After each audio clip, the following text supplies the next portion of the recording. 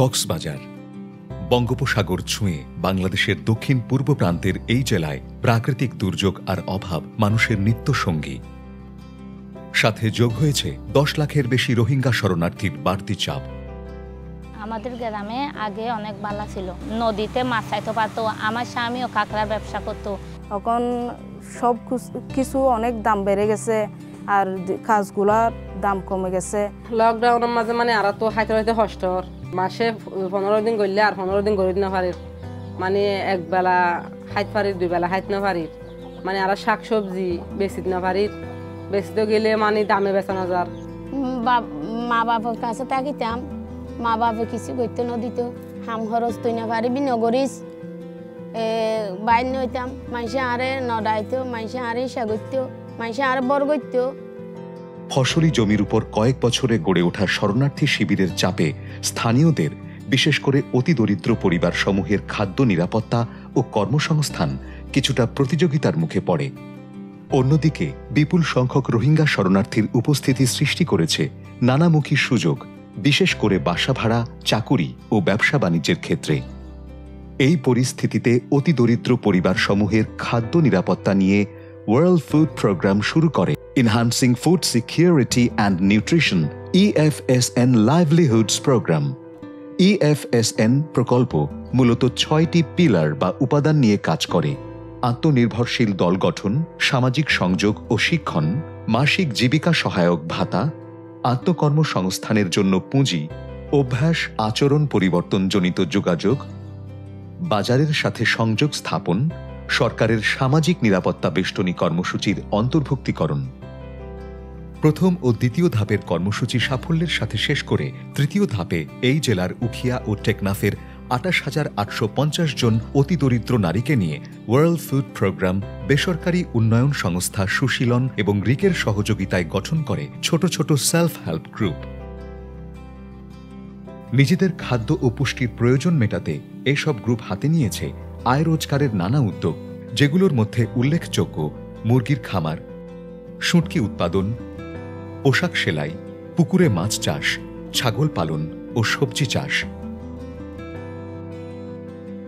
স্থানীয়ভাবে উৎপাদন, একত্রীকরণ ও বাজারজাতকরণ সুবিধাসহ ন্যায্য দাম ও মূল বাজারে পণ্য বিক্রি নিশ্চিত করতে WFP গড়ে তুলেছে 25টি এগ্রিগেশন সেন্টার।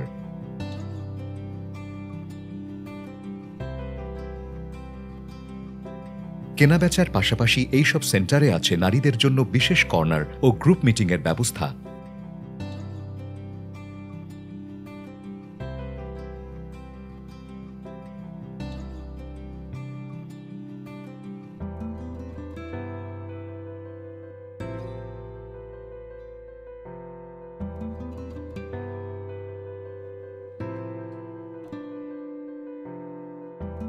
এই কর্মসূচির চতুর্থ ধাপের কার্যক্রম চলছে কক্সবাজারের মহেশখালী, পেকুয়া ও কুতুবদিয়ায়, আর তা বাস্তবায়নে যুক্ত হয়েছে care Bangladesh. EFSN livelihoods programme শতভাগ নারী কেন্দ্রিক। মাঠ পর্যায়ে গবেষণা করে উপকূলের দরিদ্র নারীদের রোজগারি কাজের সাথে যুক্ত করতে সেলফ হেল্প গ্রুপের মাধ্যমে দরকারি প্রশিক্ষণ ও মূলধন যোগান দেয়া হয়। আমাদের এখানে বাসায় একটা ছেলে আসছিল, একটা আপু আসছিল, জরিপ করছে। কিছুদিন পর আমাকে বলতেছে, আপনার এখানে সুশীলন আপনার নাম লেখা হয়েছে।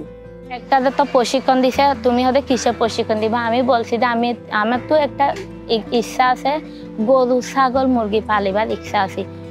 সেলফ হেল্প গ্রুপগুলোকে মাসিক 1050 টাকা হারে ভাতা এবং প্রশিক্ষণ শেষে এককালীন 15,000 টাকা করে প্রদান করা হয়। এভাবেই শুরু এই নারীদের ঘুরে দাঁড়ানোর গল্প। ঋণ করে এককালীন অনুদান 15,000 দিছিল। সে টাকা নিয়ে আমি মরিচ ক্ষেত, বেগুন ক্ষেত, আলু, পেঁয়াজ করছিলাম। 10,000 টাকা খরচ করে আমি 40,000 টাকা পাইছিলাম। 40,000 টাকা দিয়ে আমি একটা মুদির দোকান করছিলাম। আবার 15,000 টাকা দিয়ে 15,000 টাকা দিই আয় ছাগল লই, খুড়া লই, প্রশিক্ষণ পাই 4 দিন, উনরা আলন ফালন করি, উনরা লাভ করি বেশি কিনি। আয় গরু লই, গরু ট্রেডিং পাই 2 দিন। আর আর্থিক অবস্থা আল্লাহ দিলি বহুত সুখ আছে, বালা আছে। আয় আরো উন্নতি করি চাই। 10,000 টাকা দিয়ে একটা মেশিন কিনছি আর 5,000 টাকা দিয়ে মুরগি কিনছি। তারপরে এতে এগিয়ে চলতেছি আর কি। বিটা কিনছি, বাড়ি করছি। এফএসএল প্রকল্প তো মানে আরা দল করছে, দল করি এনে মানে আরে 1,050 টাকা দিয়ে 2 বছর তাদের ইবা দিয়ে না আরা পুষ্টিকর খাবার হাই। স্বাবলম্বী হয়ে উঠছে এই অঞ্চলের জনগোষ্ঠী। নারীর ক্ষমতায়ন ঘটেছে, বেড়েছে তাদের মর্যাদা। এখন আমি বলতেছি কি সবাই একরকম, কি ছেলে কি মেয়ে। ছেলেরা যে কাজ করতে পারে মেয়েরাই করতে পারে। এই দেখেন না, আপনার ভাই যতটুকু ইনকাম করে না আমি করছি। দুইজনে করে বাড়িটা নিয়েছি 3 লক্ষ টাকা দিয়ে। আগতে আরো বেশ করে চলিয়ে ভাজি, খাইয়ে ভাজি লইয়ে ভাজি সারিম কাটি। আগে 5,000 টাকা ইনকাম হলে এখন 10,000 টাকা ইনকাম আর আল্লাহ রহমত। সামাজিক মানুষ আগুন চিন্ত এখন বিয়া শাদি হইলে হনকান হজ্জা হলে আরে ডাকে, বিয়া শাদি ডাকে।